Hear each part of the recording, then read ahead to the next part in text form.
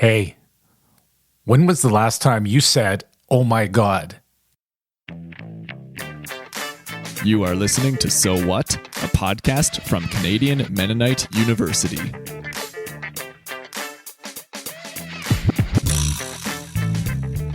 Welcome to the show.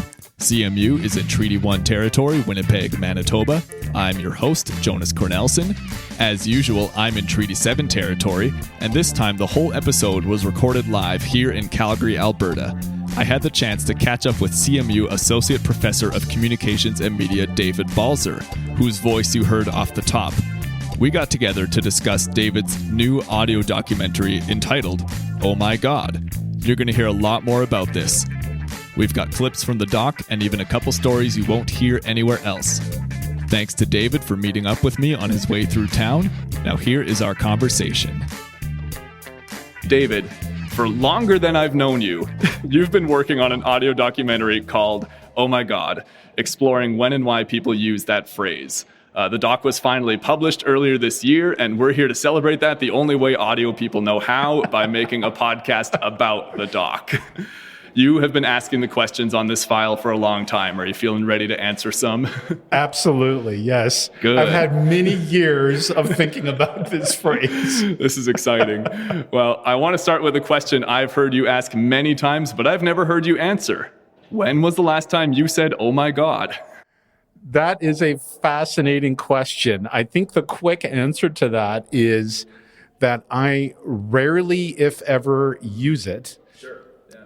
Because and there's a long part of the doc explains kind of why that would be.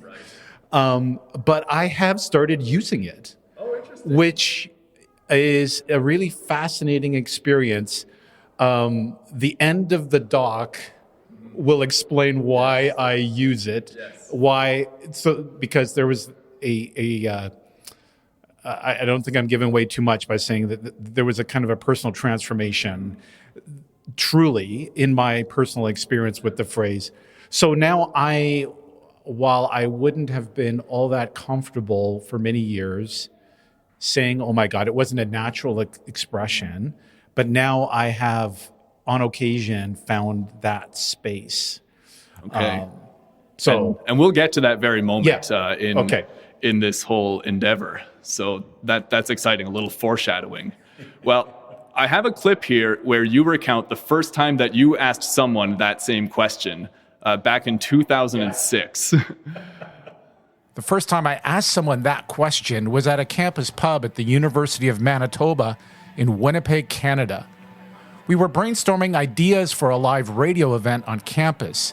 I spun around to a table of students sitting behind us and said, "Do you mind if I ask a question? When was the last time you said, 'Oh my God'?"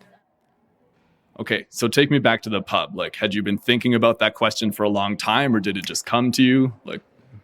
We had agreed to have lunch. We were planning this campus event, and during the week before, I was brainstorming what could shape this event. So I came into the lunch meeting with the idea of exploring the "Oh my God" phrase. But turning and asking the question literally was in that moment. Okay. And the reason was because when I pitched the idea, the two guys I was meeting with said, "I don't think that's going to work." That's not going anywhere. So I said, kind of like, I didn't say this, but it was kind of like a watch me moment. I'm like, well, let's find out. And I literally said, "Let's find out." And I turned around and I just started talking to this group behind us. Well, let's listen to what you got back from that moment. The last time I said, "Oh my God," was when I looked in the mirror this morning. But wait a minute, because the phrase could go lots of ways. When you said, "Oh my God," was that a good thing or was that a bad thing? No. When I look in the mirror and I say, "Oh my God," that is a good thing. Okay, so you're sitting there, you turn around and you get that. Like, what are you thinking in that moment? I literally was thinking, this is awesome and this is going to work. Yeah.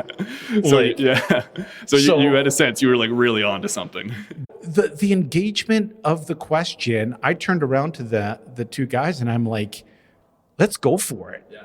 let's try this. And because no, this like, is crazy. Not much introductory wise. You're just like, hey, when did you say this?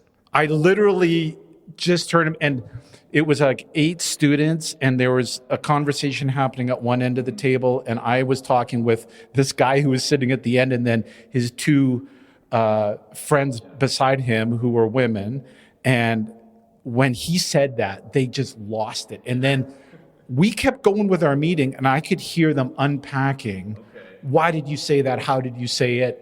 They just kept going on the conversation after I asked the question. One of the things that fascinated me the most about the whole question of saying, oh my God, is when you get these contrasting perspective on what it means to say it or whether you should say it at all. So here's a really short clip that kind of illustrates that tension. No, I never use that. No? No, Why not? I don't swear. That's not a swear.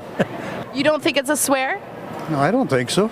It's a common expression, I guess, Oh my God, so. So that was by your collaborator, Melissa McEachran. So you have these 2 guys. One is saying it's a swear, and the other is saying it's a common expression. Can it be both? Absolutely. Yeah. Yes. For those of you listening in Manitoba and Winnipeg, Kildona Place Mall Food Court was where that interview happened. Yeah, absolutely. I think it can be both. And is it always both? Like even, it's other words we would call swears are also relatively common. Like does commonness and swear, like how do those exist together? There's a theory about a neuroscientific theory of swearing that anchored some of my thinking around what is swearing, where I was trying to respond to exactly that question. So it brings together culture, sociology, psychology, and theology or belief. So I would say that when people skew towards, when the religious sentiment of something which has a sacredness to it kind of presents itself more, then we find, like in lots of research done in Quebec, where lots of swear words are church related. So there you see the religious sentiment creating the offense. So then it's swearing. Right. If you lean more towards the culture and sociology of common usage, then people would say, no, that's not a swear. Sure. Yeah.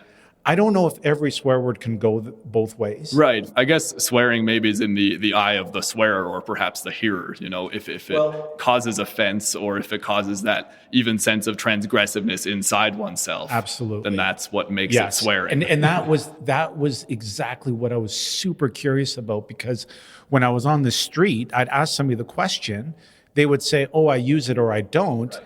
And then I'd kind of go, oh, really? That's interesting. And then they would start unpacking why. Even with, I was literally just expressing curiosity. And then what they would end up doing is unpacking exactly those dynamics of what was in the eye or in the ear of the user. So keeping on this theme of swearing and what is swearing, let's hear a clip with the swearing historian, Dr. Melissa Moore, on where these swear words come from. Well, I think that swear words pretty directly reflect what a society's biggest taboos are. And I think in English, in the Middle Ages, sort of up to the Renaissance, the biggest areas of taboo and regulation and, sacredness, those were all religious. And our taboos now? And now it's kind of our biggest taboos are sort of centering around race and summing up someone in a word, particularly racial slurs. And so those are now the sort of worst words in the English language. So that line was really interesting to me because it made me notice where my taboos still are. Like I think as kids, whether it's from our parents or peers, et cetera, we learn that there are bad words. And when we hear people say them, we might assume that those people have bad intentions. And I would say I've unlearned that impulse, except in the case of words like Dr. Moore mentioned, words meant to hurt people based on race, gender, or some other personal attribute. Those ones still cross a line for me too. So to bring it back to, oh my God, I think the phrase really sits somewhere in the middle. It's polite enough now that few people would dismiss you outright for saying it, but it seems to have enough of that taboo still attached to it that it really gets people thinking. I think that balance and that breadth across taboo and not taboo absolutely gave it a lot of playing room. It also made it possible to have a street conversation without people really feeling like me going on the street and saying, hey, WTF, let's talk about it, right? like when you're approaching someone on the street and you're trying to get a 2 to 5 minute conversation and you're literally on the street, you've got maybe 5 to 10, maybe 5-6 seconds to engage them. And if you're not coming in with something that's accessible, so some of those other words are supercharged still, right? Whereas this one, I would say I've sometimes said that it's owned by the culture as far less offensive than offensive for quite a few people in our current milieu. So because of that, they found when I would approach them, like I would say, hey, I'm doing an audio doc about when people say, oh my God, that was my opening 2 seconds. Most of the time, people just started laughing. Okay. Or they were like, what? Like, that's seriously? It's so like benign. You're doing a project like about really, that? yeah. And then I'm like, yeah, when was the last time you said it? And then they would tell me a story, and it would be like this fascinating conversation. And then their next comment often, or depending on who they were, would be, but I don't say it around. Like one person's like, well, but I'd never say it around my cousin. It's like, well, why not? And they're like, well, because he's studying to become a priest. Oh, yeah. Oh, really? And I said, so why? And then you have this incredible conversation because they're unpacking both what they think about the priesthood or about, I mean, you name it, right? So did anyone on the street ever just like not engage with you? Like you crossed a line to them just by bringing it up? I mean, they would be very quick to say, oh, I never use that phrase. So they immediately create a boundary about the usage, but not me asking. Oh, that's interesting. The doc, we got into this a bit as well. It has several examples of how the phrase, oh my God, isn't necessarily just one phrase. It's not about what you say, but how you say it. Probably my favorite one of those is from Allie Mullen, whom you interviewed at her family ranch in Cartwright, Manitoba. And you were discussing an event 10 years previous where she sang a musical theater song in a local talent competition that used, oh my God, quite a lot, like in the dozens of times, which didn't sit well with everyone in small town Manitoba. But here is how she told you she viewed the use of that phrase in that particular song. To me, that would be an example of where the phrase, oh my God, is used as just a casual part of their conversation. It's just something that they say, and it doesn't necessarily mean, oh my God. It just means, oh my God, you guys, oh my God. And so that's kind of the style in which I sang the song. So this is brilliant to me because, like, well, it doesn't mean, oh my God, it just means, oh my God. Like, like that sentence doesn't make any sense if it's written down, but you hear how she says it, and there's a difference, at least for people who can pick up on nonverbal cues. There is that sense that it is not only what you say, but how you say it. And you fleshed this out later in the doc with Dr. Gordon Maddies, your CMU colleague, in chatting about the way, oh my God, is used in the book of Psalms as a personal plea for God's help or presence. You put more precise language on this distinction we just heard naturally with Allie. So here's one more clip featuring Gordon in both the public lecture and then a one-on-one interview with you. Gordon says there's actually a way to indicate the difference between oh my God as a personal plea and the more casual oh my God as an exclamation. Comes down to how you write the word oh, whether you add or subtract the letter H. Today, O is used before vocatives. Vocatives. That's the personal plea. No H for vocatives. And OH for exclamations. So put that into your research. I am right now. We're taping it. Gordon says this written distinction offers us a choice. It's fun to think about it this way, that every time you say, oh my God, you have to decide, am I saying OH or am I saying O? I don't think people will do that. So that's why I think, never mind, just let people say it and hope that at some point in their life they will actually be addressing the God. So Gordon's probably right. Like, you might not have gotten very far if you'd asked people, how do you spell "oh my God"? But did you find a lot of people sort of reflected on that distinction, maybe without knowing it, like as sort of an invocation versus just sort of an exclamation? Yeah, absolutely. I mean, and that was, so here's the fascinating thing about research is it's research. You learn things you didn't know. Right. With a genuinely open question. This was the marvel of this person, for me personally, of this experience, because Gordon made that distinction about the vocatives at a face-to-face, a live forum event at CMU in 2013. He had gone and done the research. I literally was asking him, help me understand this. We did this live event, and he made that comment in 2013. His explanation of asking people, are you using O or OH, that was a personal interview 5 years later. So my research trajectory is I discovered in the Hebrew this vocative. So once Gordon had given me that insight, I started hearing it differently on the street. And I'm like, wait a minute, that person was using the vocative. Okay, yeah. This person wasn't. There's the H or there's the OH. But I wouldn't have been able to hear that without going into the research and learning it. And Gordon even was discovering some of that because he dove in as only Gordon can do. Yes. And unpacked it in this You asked way. a biblical scholar to discuss one word, and like when my editor heard that some of these clips from Gordon, her first reaction the first time she heard the clip, because we're doing these live reads, she's like, that guy is awesome. Like, she's like, you have to keep him in this thing. For sure. So at the end of that clip, Gordon talks about not being bothered by the casual use of the phrase, but seemingly hoping it left some sort of door open for people to experience God's presence. And that made me wonder if in your street corner conversations, did anyone kind of stop and just wonder why they said that phrase? And that, well, like the person with the cousin priest, did they suddenly just like go, oh, does this have a deeper meaning?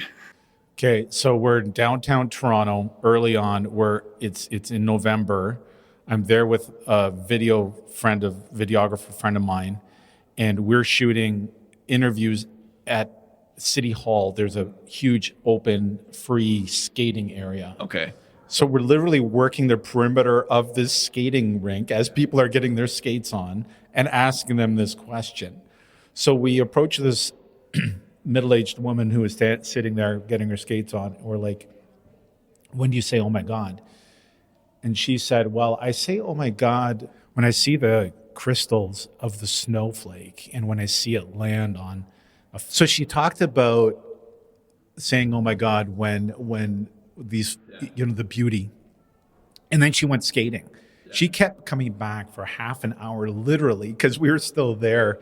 And she kept coming back and said, oh, and here's one more thing I was thinking about. And then that person over there, they just said, oh my God, you should go interview them. Did this particular person in Toronto, did she ever let on like whether she was religious at all or had beliefs around the phrase or the God?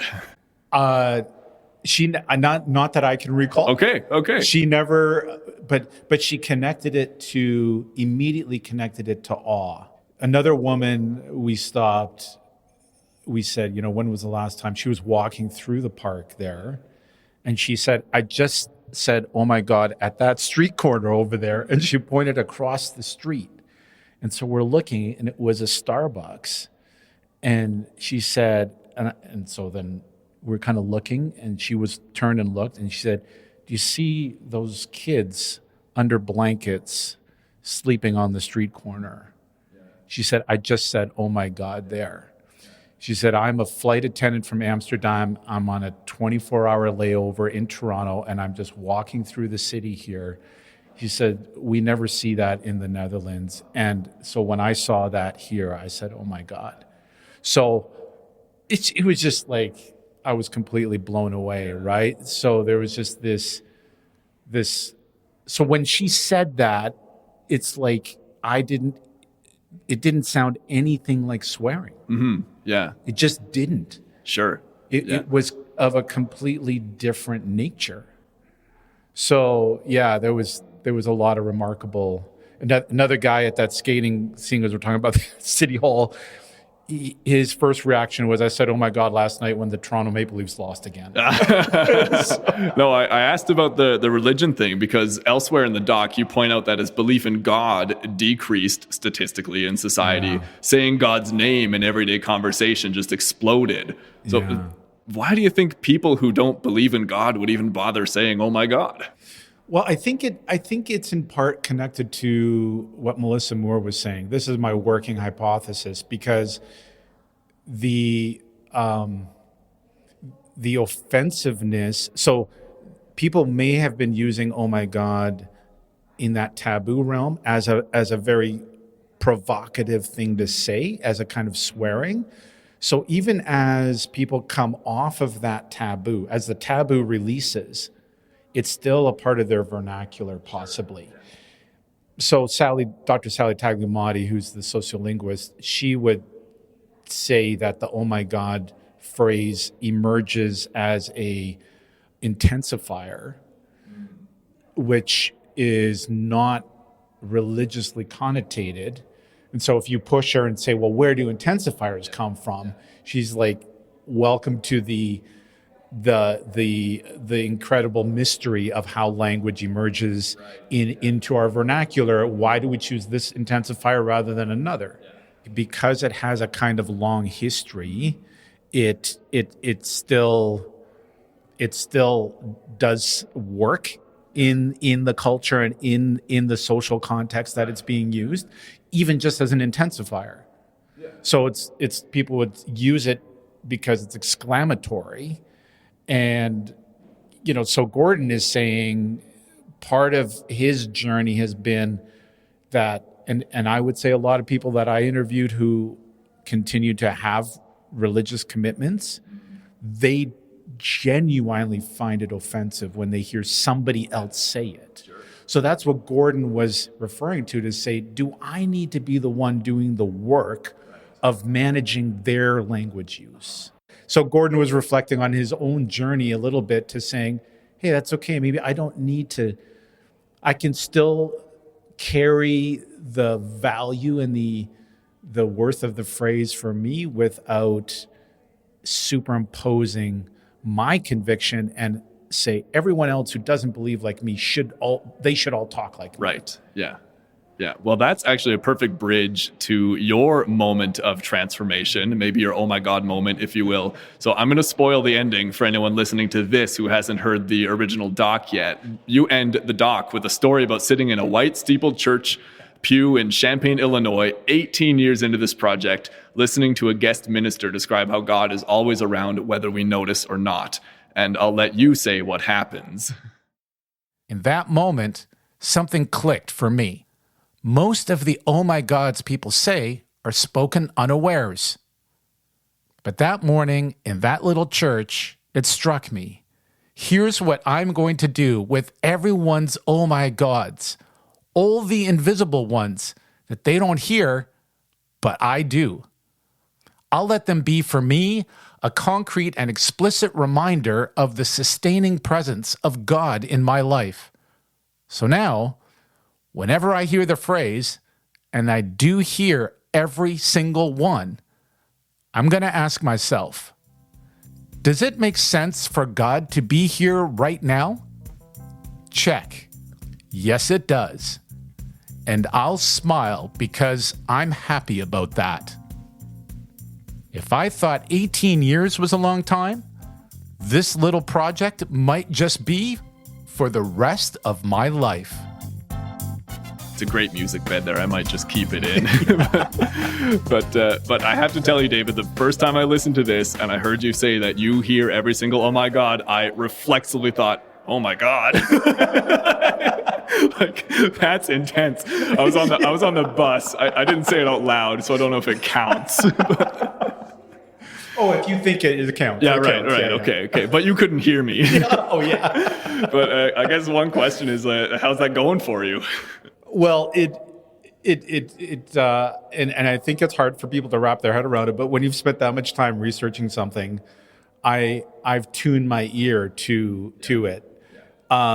It's ridiculous. It's very funny in a sense, because like the one that I can remember is I like going to Costco. I was at Costco and somebody was looking at the poppy seed muffins just saying, oh my God, you have to take a picture of that and send it. Right? I just walking by, I have no idea what the context is, but obviously there's a story there for these Price, two people. the quality of the muffins. They needed to take a picture and send it to some friend, right? So I did exactly what the doc said at that point. I'm like, does it make sense for God to be at Costco today? Yeah. And I'm like, yes, it is. And would God be laughing right now? This person is finding great humor in, they're going to send this thing and it's going to be so funny. And I'm like, yeah, I'm okay with that. Right. So you talked about whether it's kind of religious people's job to manage other people's language use. And like, did you like maybe used to wish people would say, oh my God, like more thoughtfully, or not say it at all? Well, I absolutely would say that I grew up and in the environment I was in where language about God is sacred and God is to be honored. And so how do we express our reverence? So in that sense, then it was like, well, you don't just talk flippantly about God. Yeah. So this was a huge shift, not in terms of my sense of reverence or sacredness, that God is less sacred. And so then, hey, I'm fine with that. But it's who has to manage it. And that is huge. So now when I hear it, because I've interviewed a lot of people, obviously not everyone made it into the doc, and I actually walked away over time saddened that the emotion they feel when they hear the phrase in the public is anger or disgust.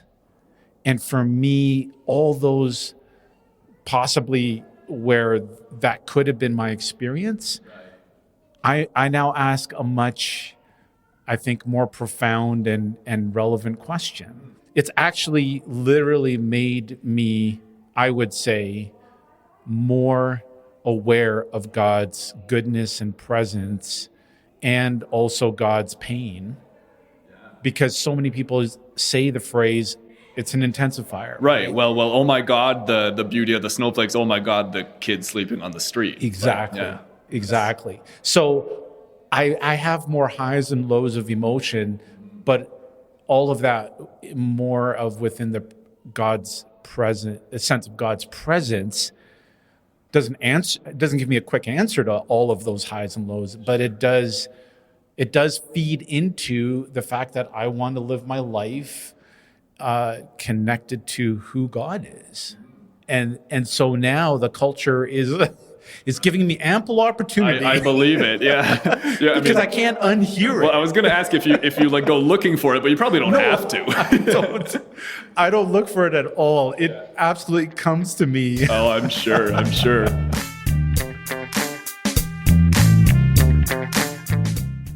Well, in terms of the project, like you started a long time ago, and to the extent that this part of it is done, sincerely, congratulations. Thank you. It's a big accomplishment and a really good documentary. I'm going to highly recommend listeners of this podcast go and check it out. We'll drop a link to it in the show notes and everything. And well, yeah, thanks so much for making time for this, David, and really hope you enjoy the rest of your time here in beautiful southern Alberta. Well, this has been a sheer delight. I've been looking forward to this for so long, and reconnecting with you in person, Jonas, is just always, it's awesome.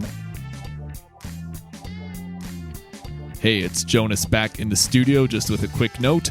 Thanks again to David for doing this interview. I had a lot of fun. Thanks to you for listening. If you want to get in touch, you can reach us on our Facebook page at facebook.com/sowwhatpodcast. And you can subscribe and listen to past episodes at cmu.ca/sowhatpodcast or anywhere you find these kinds of things. I'll be back in December with alumni reflections from CMU's 25th anniversary event this fall. Talk to you then. Take care.